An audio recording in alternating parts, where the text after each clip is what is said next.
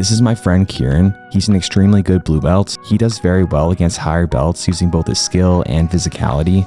He's jacked. I mean, look at those abs. But he's still gonna get that blue belt smash, especially after punching me in the face.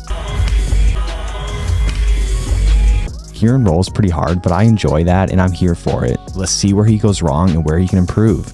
Alright guys, before we continue, just a quick word about the sponsor of today's video, FitBeast. Their revolutionary back roller is great for jiu-jitsu athletes with back pain. It has a unique 2 different bump design, which provides a fingers and elbows massage type experience. Wavy bumps are the softer ones and they feel like a light finger massage, and the round bumps have harder material, which feels like elbows are digging into your sore knots. And its spinal groove design protects your spine from injury and unnecessary pressure, which helps you experience the most comfortable back relaxation on both sides of the spine. Plus their back roller 3-pack provides different massage pressures. This set comes in 12-inch, 9-inch, and 6-inch sizes. This way the whole back, from the superficial and deeper and the deepest muscles, can get attention and the most comfortable back pain relief. So go ahead and check out the FitBeast back roller on their official website or Amazon. Links are in the description below. Kieren dives into my half guard and I let him take an underhook. Because I'm controlling his far arm, that underhook is not a threat to me as I can use it to take an overhook. In our no-gi roll the day prior, I was able to triangle him from this exact position, but this time he does a better job of controlling my right foot, which prevents my right leg from being able to go over his shoulder. See the space between Kieren's right knee and me? I take advantage of that available space by inserting a butterfly hook with my left foot. I initially think of pushing off the mat to hit the sweep, but then try to do more of a scissor sweep style finish like you see me do here,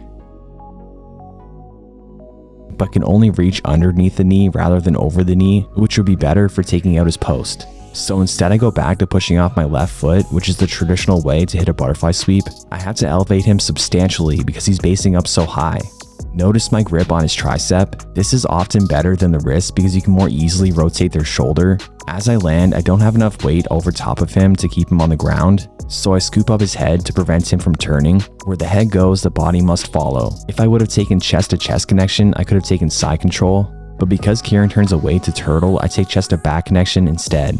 Now I spin around to the other side. I'm not as good at taking the back on the left side, so I jump over to Kieren's right side where I can attack easier. I initially try to enter the truck by inserting my right knee between Kieren's knee and elbow.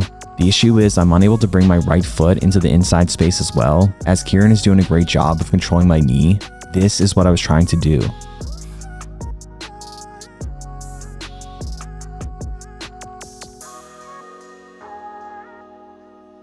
Kieren should have stayed tighter to prevent my knee insertion in the first place.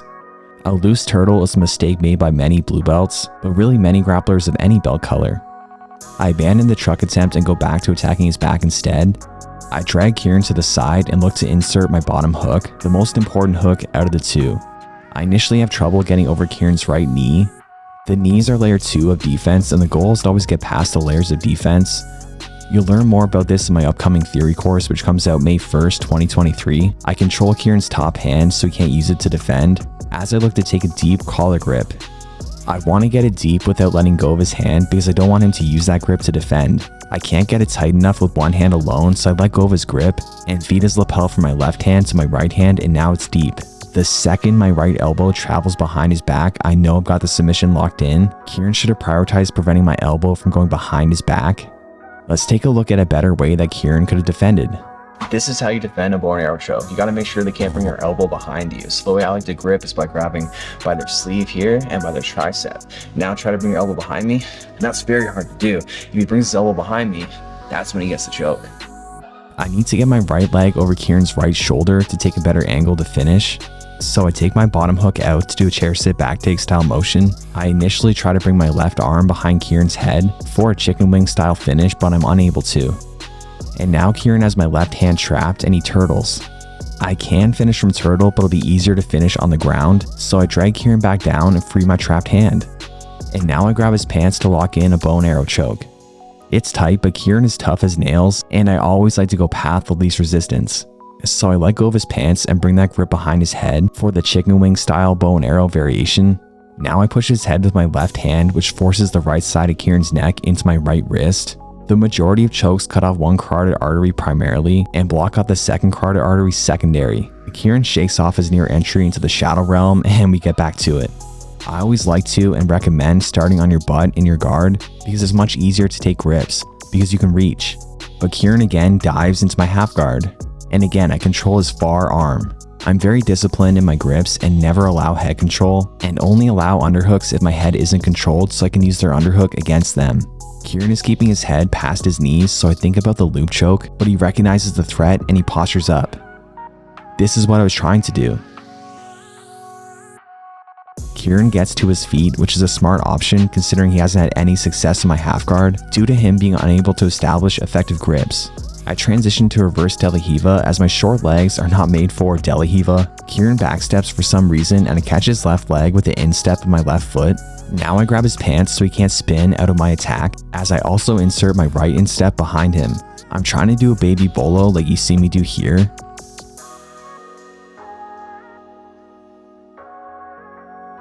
I'd like to switch my right grip on his sleeve to his pants or belt so I can pull his hips down into my lap, but Kieren rolls forward and sweeps himself. What's with these blue belts sweeping themselves and denying me cool sweeps? First it was Alex and now it's Kieren. He almost rolls me over, but I'm able to snatch up his arm as it's too far from his body. An underhook or grabbing my legs to wrestle would have made more sense, but grabbing over top of my arm didn't. Now I fall back and enter into the crucifix. I switch from my left arm to my right arm so I can attack him with my left arm. I think about collar choking him, but it'd be too difficult to get underneath his neck with him staying tight and controlling my left leg. I'd rather be hooking his arm with my right leg. So I switch back to underhooking with my left arm so I can attack the armbar. I'd like to enter into the armbar while denying him the ability to grip his hands together. One thing I like to do is block the bicep using my foot to keep their hands far away from each other so they can't grip. But I'm unable to, and now I have to break his defensive grips. There are multiple ways to do so, and I take my time figuring out what will be the path of least resistance. But out of nowhere, Kieren lets go, causing his hand to hit me in the face. That felt great, but no big deal. Accidents happen and this is a combat sport. Better to just keep rolling than whine about it. Nikki took an accidental hit to the face too and took it like a champ. That's 40% of my family that Kieren's hit now. I guess I have to keep him away from rolling my kids. I'm just kidding and it's no big deal. It comes with the territory of a combat sport.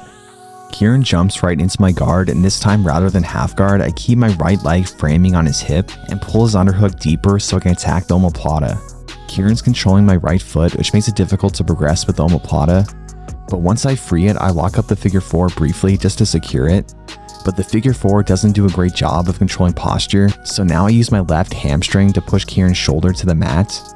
I don't want him to roll too far forward, which he almost does, but I control his hips and climb deeper up the back with my grips to better prevent the roll. If he did roll forward, I'd have answers to it, but I haven't hit an Omoplata on the channel yet, so I'm gunning for it.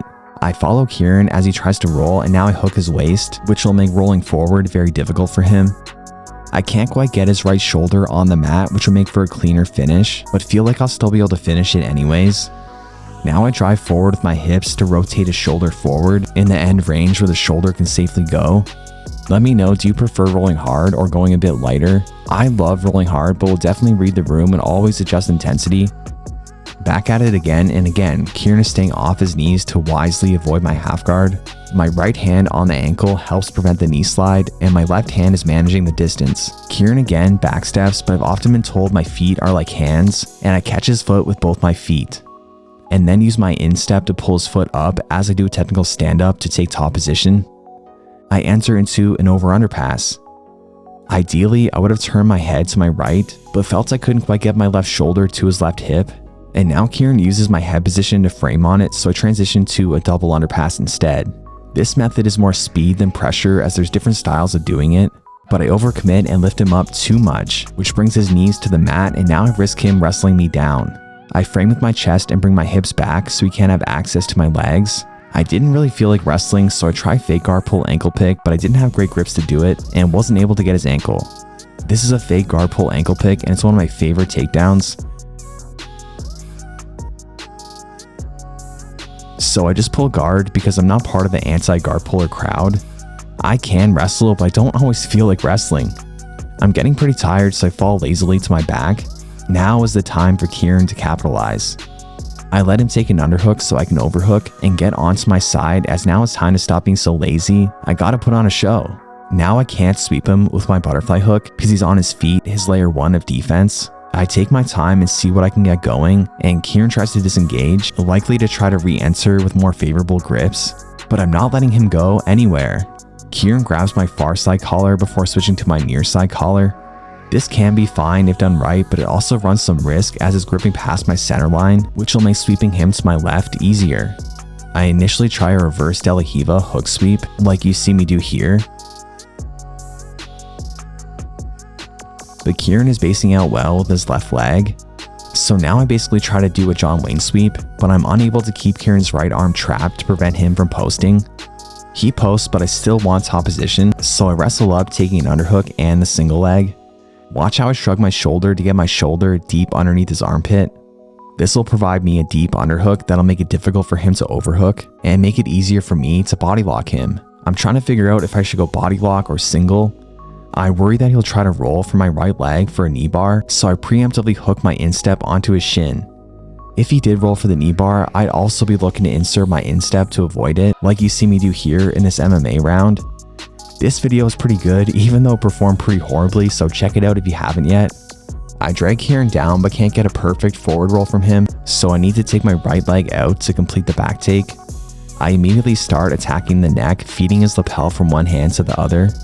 Kieren is controlling my right leg, which limits my mobility and hip positioning, but I use it against him by entering into the crucifix. I hip in to get the tap with the armbar. As the roll comes to a close, we get a great view of Kieren's chiseled abs and my third nipple. Thank you for sticking around until the end of the video. If you're still here, please leave a comment or a fist bump, and I'll see you guys next time.